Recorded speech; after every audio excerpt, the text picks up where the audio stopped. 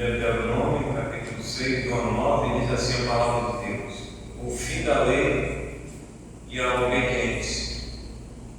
Estes, pois, são os mandamentos, os estatutos e os juízos que mandou o Senhor teu Deus, se te ensinasse, para que os cumprisse na terra a que passas para a possuir, para que temas ao Senhor teu Deus e guarde todos os seus estatutos e mandamentos que eu te ordeno, tu e teu filho e o filho de teu filho, todos os dias da tua vida, e que teus dias sejam prolongados. Ouve, pois, ó Israel, e atenta em o cumprires, para que bem te suceda e muito se multipliques na terra que mana leite e mel, como te disse o Senhor, Deus de teus pais. Ouve, Israel, o Senhor nosso Deus é o único Senhor. Amarás, pois, o Senhor teu Deus de todo o teu coração, de toda a tua alma e de toda a tua força. Estas palavras que hoje te ordeno estarão no teu coração. Tu as inculcarás a teus filhos, e delas falarás assentado na tua casa, e andando pelo caminho, e ao deitar-te e ao levantar-te. Também as atarás como um sinal na tua mão, e te serão por frontal entre os olhos, e as escreverás nos umbrais de tua casa, e nas portas, e nas tuas portas, havendo-te, pois, o Senhor teu Deus introduzido na terra que sobre juramento prometeu a teus pais, Abraão, Isaque, Jacó, te daria grandes e boas cidades que tu não edificaste. Ficar aqui, vamos orar. Senhor, queremos agradecer pela tua santa palavra e queremos te suplicar agora a direção do teu Santo Espírito. Abençoe todas as famílias dos quatro cantos da terra e ajuda-nos na compreensão da tua palavra, para que aquilo que aqui está escrito, entre essas linhas, esses versículos que acabamos de ler, possamos colocar em prática no nosso lar, na nossa casa, nos nossos filhos, esposos, nas gerações que virão. Pedimos, meu Deus, na tua graça, no nome de Jesus. Amém. Irmãos, aqui nesse capítulo 6, nós temos aqui, irmãos, as instruções de Deus, não? As instruções de Deus, a ordem de Deus para o povo de Israel, aonde Deus havia escolhido esse povo desde o princípio dentre aquelas nações que existiam naquela época, e Deus havia feito uma promessa para eles, que eles iriam chegar na terra prometida, que mana leite e mel. Essa promessa havia sido feita, né, aos pais Abraão, Isaque e Jacó. Esses patriarcais apenas eles ouviram Deus prometendo essa terra que mana leite e mel, mas eles não conseguiram chegar lá. Apenas ficou para os seus descendentes outras gerações que contemplaram com os seus olhos essa promessa. Então as promessas de Deus, irmãos, elas não caem por terra, ela vai se cumprir, seja na nossa vida ou na vida dos nossos filhos. E as promessas de Deus ainda hoje, elas são cabíveis, né? Quando nós observamos a palavra de Deus e vamos fazer com que a palavra de Deus ela seja cumprida nas nossas vidas. Então aqui nós temos, vamos dizer, uma coletânea de ensinamentos de Deus para o povo de Israel. E aqueles são chamados a atenção para cumprir os mandamentos, os estatutos e os juízos de Deus. Os mandamentos, os estatutos e os juízos de Deus. Então eles sabiam que tinham um roteiro para eles cumprirem. Nada deveria ficar de fora. Tudo, irmãos, eles tinham que cumprir à risca, para que essa família ou essas famílias fossem abençoadas. E nós precisamos, irmãos, hoje como igreja também, cumprir à risca os mandamentos de Deus, fazer valer isso na vida dos nossos filhos, da nossa esposa, do nosso esposo, dos esposos, né? Então nós precisamos fazer com que isso realmente aconteça. E Deus assim, Ele vai nos abençoar. Assim nós vamos ter famílias fortes na igreja, famílias atuantes na igreja. Assim vai ser os nossos filhos, vai ser as nossas filhas, vai ser os nossos netos, os nossos bisnetos. São gerações, irmãos, que virão. E esses ensinamentos, irmãos, têm que começar por nós, primeiramente, para nós sermos um modelo e um exemplo para as próximas gerações. Quem o seu filho ou a sua filha está olhando hoje? Quem estão olhando como modelo para suas futuras famílias, né? A nossa mocidade hoje, que nós temos hoje, para quem que eles estão olhando?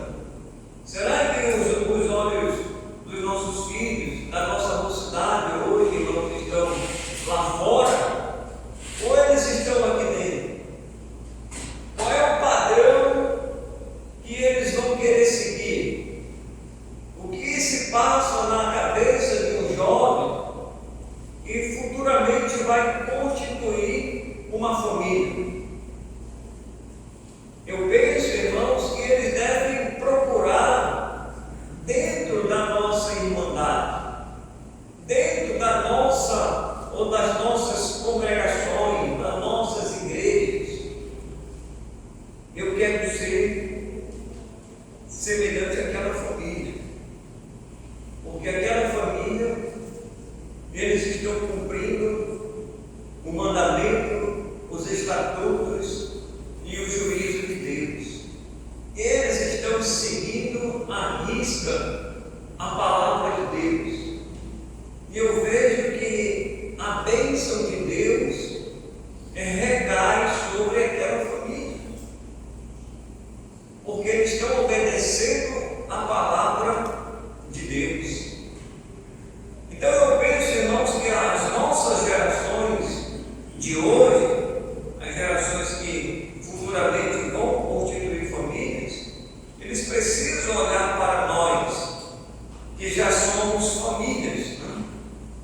E eles precisam então obedecer também o que foi ordenado pelo próprio Deus.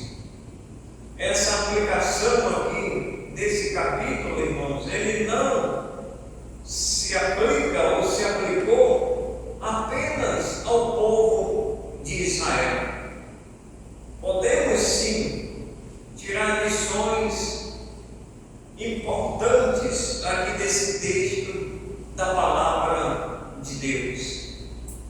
Olha que o povo de Israel, irmãos, ele foi um povo que alternou entre altos e baixos. Aquelas famílias, aquelas gerações no passado, muitos, eles foram desobedientes à palavra de Deus. Muitos, eles não cumpriram os mandamentos, os estatutos e o juízo de Deus. E por isso, muitas famílias, eles pereceram ali no deserto, devido à sua desobediência. Não era da vontade de Deus que eles perecessem no deserto. Eles assim o fizeram, ou pereceram no deserto, por causa da sua desobediência. Deus teve que disciplinar eles. Deus é um Deus de amor, mas o nosso Deus também é um Deus de justiça. E Ele usou a sua justiça naquelas gerações futuras que não queriam obedecer a palavra de Deus. Irmãos, Deus, Ele nunca deixa impune. Preste atenção, grave isso aí. Deus, Ele nunca deixa a pessoa impune, seja o justo ou o injusto. Você pode olhar para a palavra de Deus, você vai ver Deus punindo o justo como o injusto também. Por quê? Porque Deus é justiça. Se fala muito sobre o amor de Deus, né? Deus é amor, Deus é amor, Deus é amor, mas também Deus é justiça, Deus é justiça. E Ele faz, irmãos, e Ele pune segundo a sua soberania, segundo a sua palavra. Quando a mão de Deus, irmãos, pesava sobre o povo de Israel, não tinha ninguém que poderia tirar a sua mão. E Ele puniu muitas das vezes até com morte, tirando famílias ali inteiras, porque não estava de acordo com a sua palavra. Hoje, irmãos, nós como igrejas, eu fico pensando, será que se Deus usasse da mesma vara, do mesmo ferro,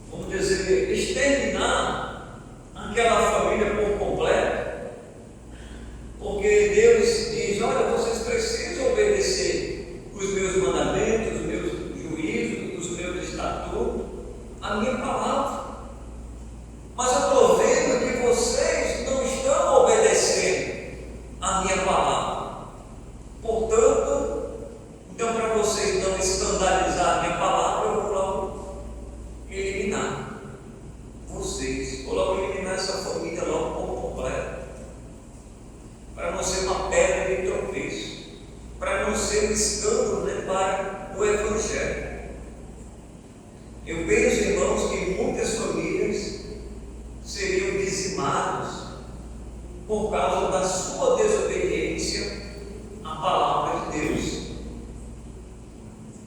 Muitos que se levantaram contra a liderança, naquela época já, eles se rebelaram, né, contra a liderança que Deus ali colocou. E Deus disse: eu vou acabar com essa família, porque eles estão contrários à minha palavra. Deus, irmãos, Ele tem um plano. E esse plano para as nossas famílias, ainda hoje, eles precisam ser cumpridos. Nós queremos ser abençoados por Deus, não é verdade? Eu quero ser abençoado por Deus. Eu quero que a minha esposa seja abençoada. Eu quero que o meu filho seja abençoado.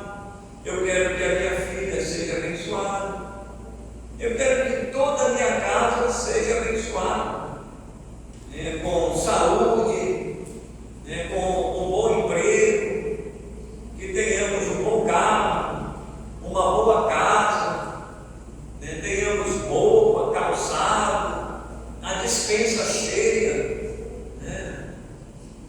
É bom, geladeira cheia, não faltando nada para a gente. Mas, irmãos, se nós queremos fazer por onde, nós temos então que obedecer a palavra de Deus. E aqui, irmãos, nós temos então a ordem de Deus para que possamos realmente, hoje como igreja, e os nossos dias e os dias dos nossos filhos, eles sejam esticados, prolongados até a vida do Senhor. E nós temos que fazer cumprir, irmãos, não é opcional. Nós temos que fazer cumprir a palavra de Deus na nossa vida. Não é se eu quero ou se eu não quero. Não, Deus, Ele está ordenando. É uma ordem. E uma ordem que é dada ao soldado, por exemplo, no quartel, ele tem que fazer cumprir aquela ordem. Porque se ele não cumprir aquela ordem, o que é que vai acontecer com ele? Ele vai ser penalizado. Ele vai pagar por uma ordem desobedecida ao seu superior. Xadrez. Pode botar ele lá no xadrez lá. Pode botar ele lá na cheirosa lá. E vai lá para a cheirosa lá. E o seu superior vai determinar por quantos dias ele vai ficar lá. Vamos pegar ele aqui. Joga ele lá. Porque ele não cumpriu uma ordem, ele descumpriu a ordem do seu superior. E nós temos, irmãos, um superior, vamos dizer, um soberano, que está acima sobre todos. E nós queremos cumprir a ordem de Deus. Porque se a gente não cumprir a ordem de Deus, irmãos, da mesma forma, nós podemos ser penalizados. Porque Deus, Ele é justiça. Aí Ele diz aí, irmãos, para que temas, versículo 2, Ele fala os juízos, os mandamentos, os estatutos. Se te ensinassem para que os cumprisse, olha, tem que cumprir na terra a que passas a possuir, para que temas ao Senhor teu Deus e guarde todos os seus estatutos, mandamentos. Ele é repetitivo, né? Falou uma vez, ele falou a segunda vez, ele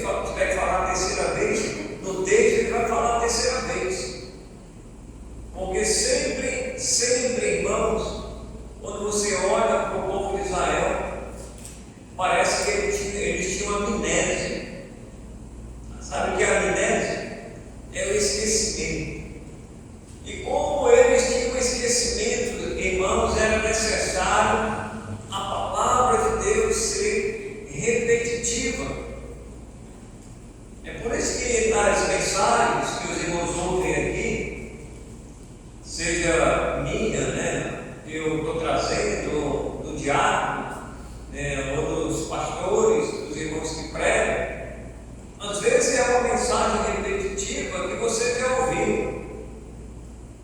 Mas você já ouviu a primeira vez, você vai ouvir a segunda. Se você ouviu a segunda, você vai ouvir a terceira vez naquele texto. Você vai ouvir a quarta, você vai ouvir sempre. É repetitiva.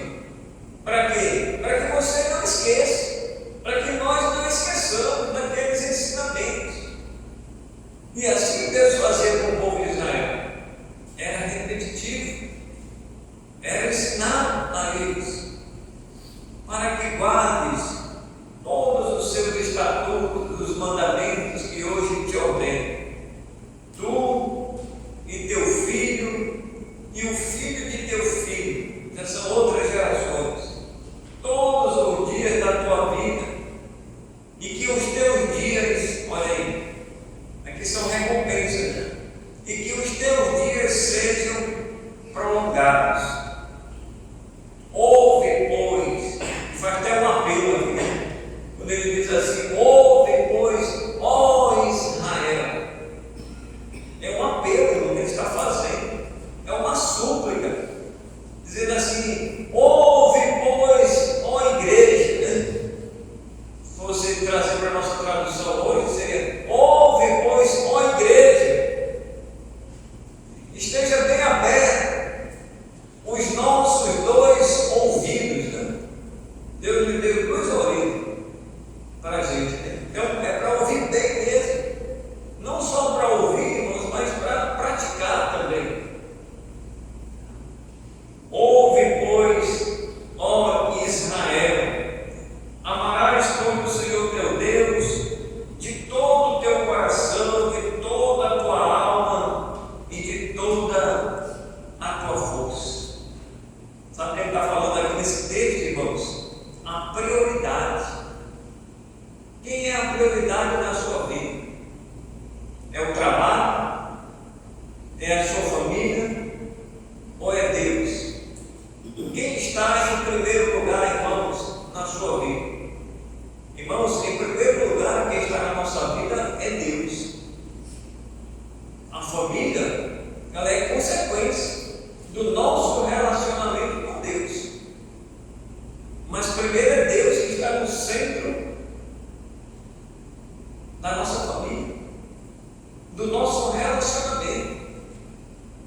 Ontem nós estávamos falando lá na igreja de Gabi sobre casamento a três. Casamento a três.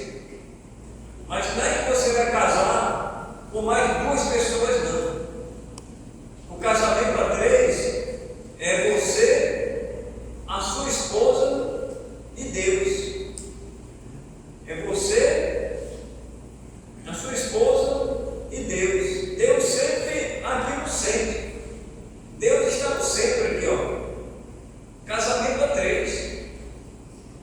Então, a partir desse, vamos dizer, entrelaçamento entre o cordão de três dobras, né, que fala lá que ele não se rompe, ou ele não se quebra, né, com facilidade, irmão. Está falando do nosso relacionamento familiar que nós temos.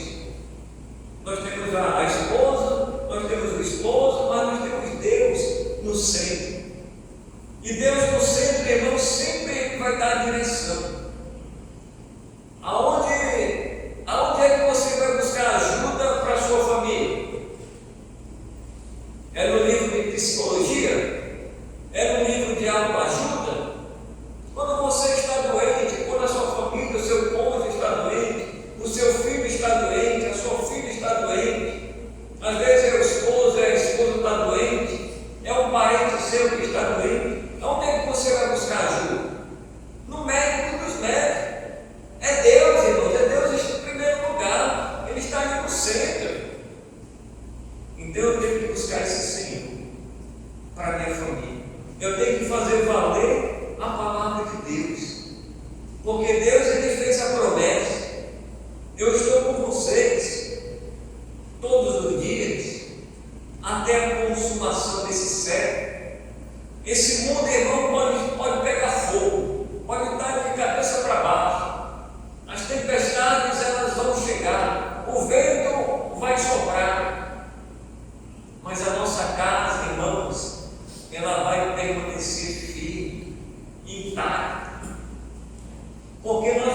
buscando o Senhor.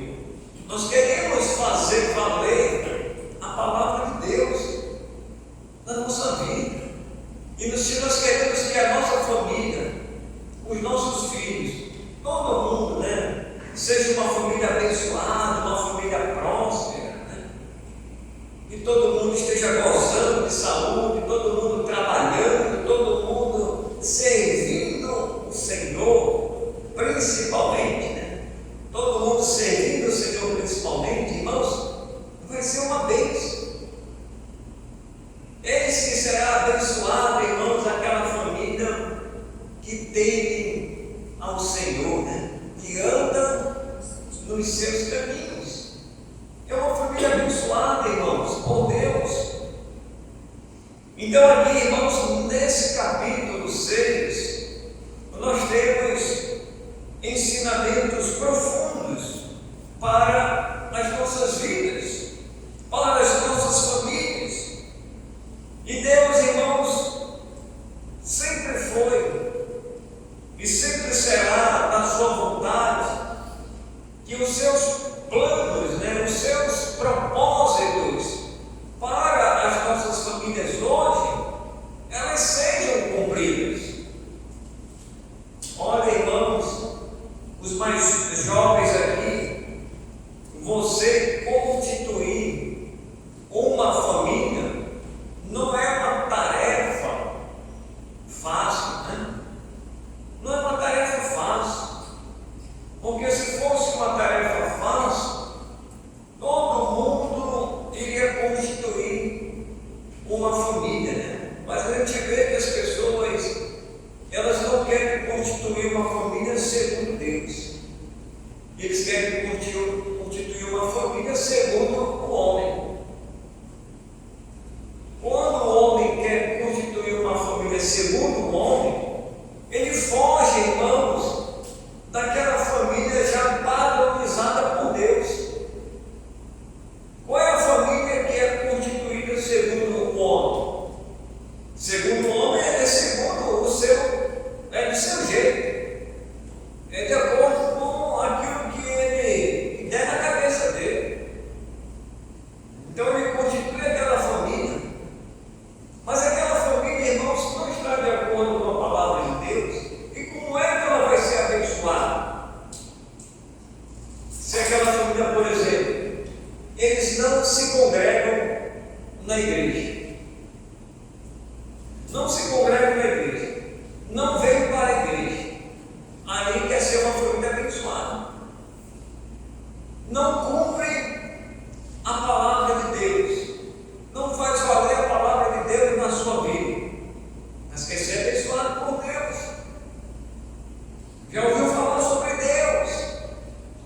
E eles dizem até que são crentes. Eu não sou crente, eu vou para a igreja.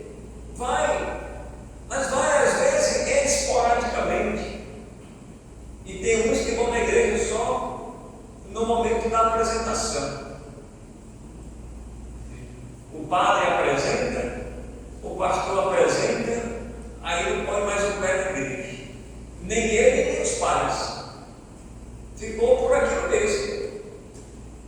Não, nós queremos ser abençoados por Deus, mas está vivendo, irmão, segundo o homem e não segundo Deus. E tem muitas famílias vivendo assim, e às vezes até dentro das nossas igrejas, que não é cabível, esse tipo de pensamento, esse roteiro, que é segundo o homem. Porque, irmão, se a gente olhar para a palavra de Deus e fazer cumprir o plano de Deus para a nossa família, aí as coisas elas mudam completamente. E mudam, irmãos, para melhor, não é para pior não. Vai mudar para pior é quando a família ela é segundo o homem. Quando é segundo o homem, irmãos, pode ter certeza que está bem distante, quilômetros de distância, muito longe dos propósitos de Deus. Não vai ser uma família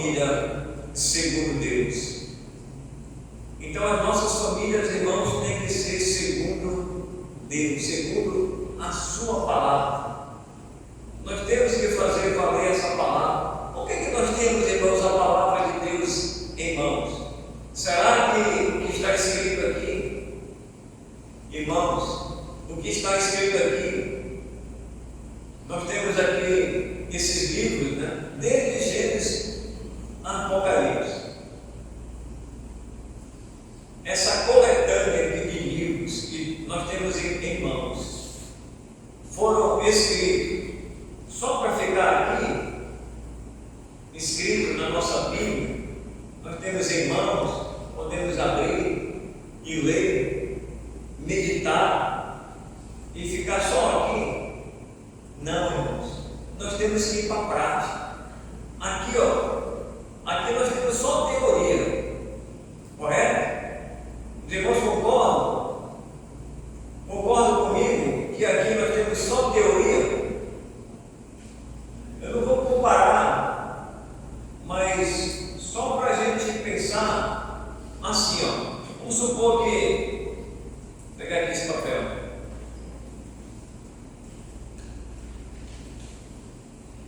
Vamos supor que aqui eu tenho 2 livros, correto? Eu tenho 2 livros. Aqui eu tenho um livro, vamos dizer, um livro secular, ou história, geografia, português ou matemática. E aqui eu tenho outro livro que é a Palavra de Deus. Ambos os livros nós lemos, nós aprendemos, correto? Qual é a disciplina que você mais gosta?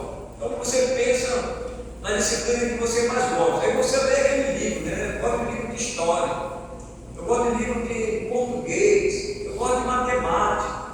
Aí você estuda, né? Estuda matemática, estuda secular, que é válido, não estou dizendo que não é válido.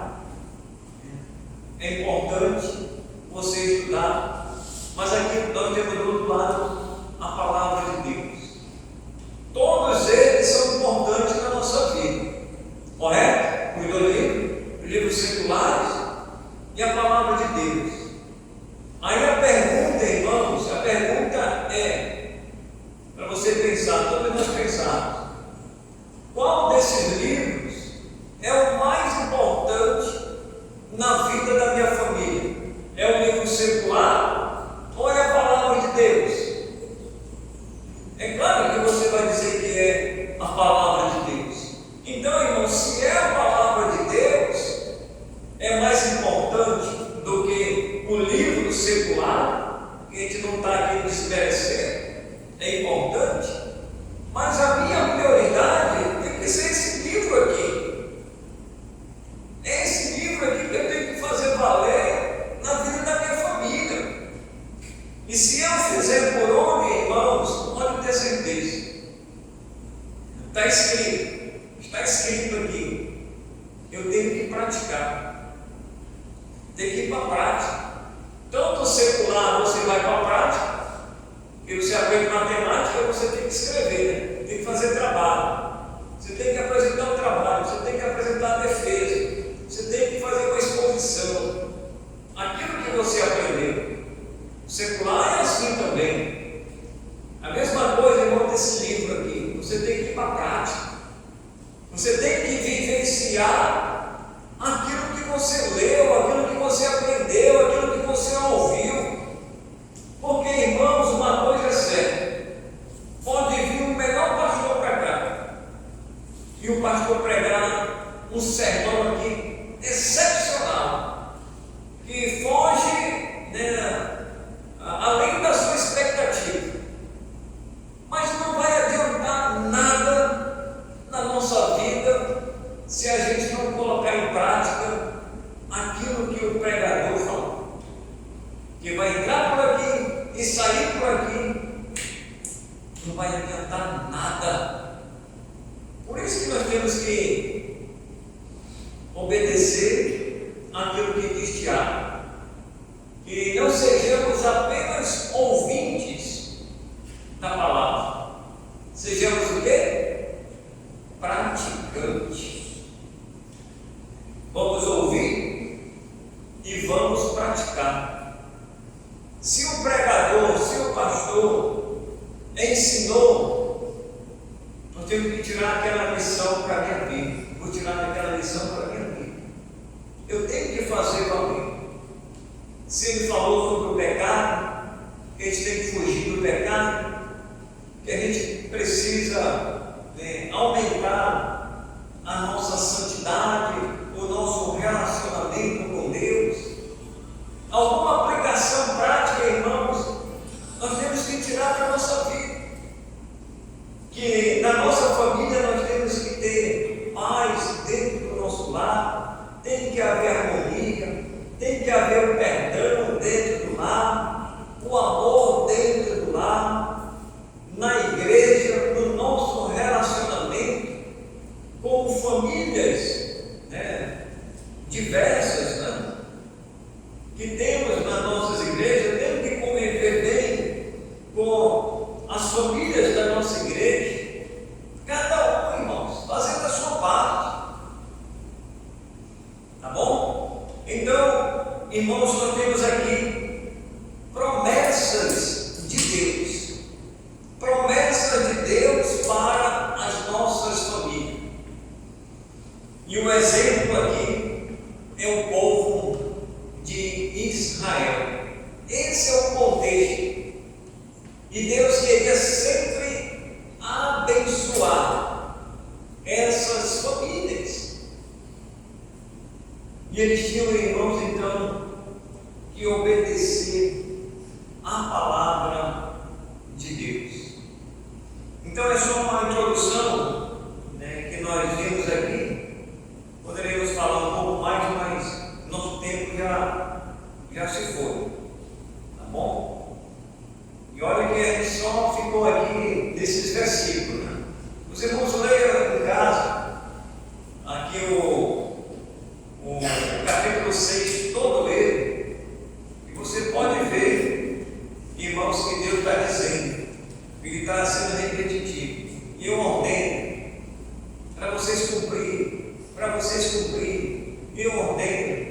É um mandamento meu, é um juízo meu. Esse é para vocês. Vocês querem ser abençoados? É para a família de vocês. Isso é perpétuo, é para as gerações futuras. Vocês querem ser abençoados? Então apenas obedeça a palavra de Deus.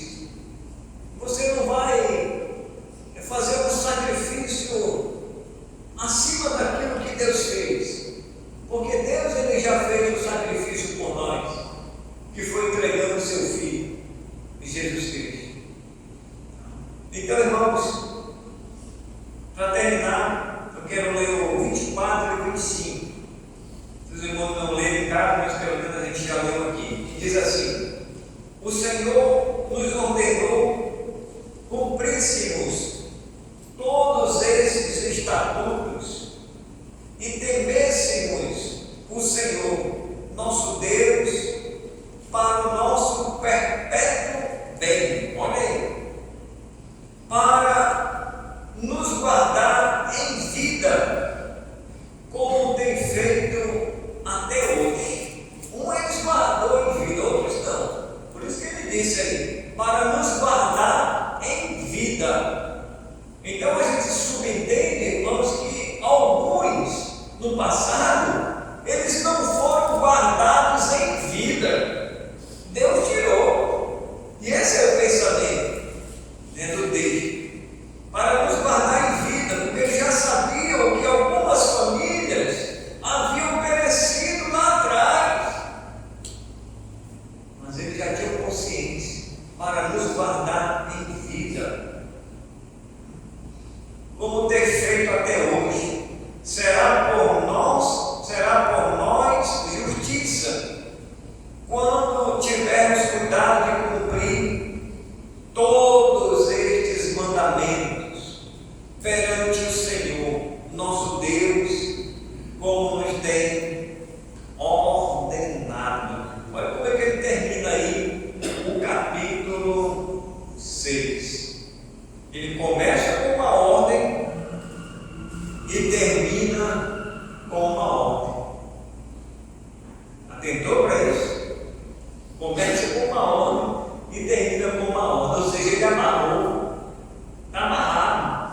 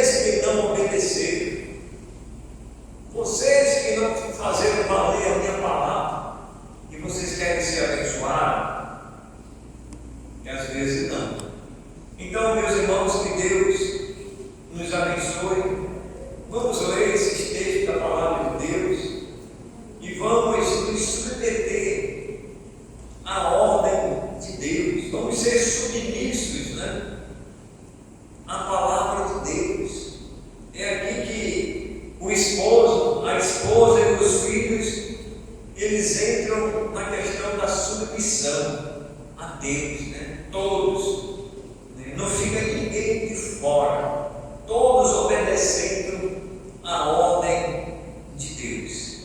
Santo Deus, eterno Pai, queremos agradecer pela tua palavra sobre as nossas famílias hoje, e temos pelejado, temos labutado para criar os nossos filhos no caminho do Senhor, e abençoe todas as famílias aqui.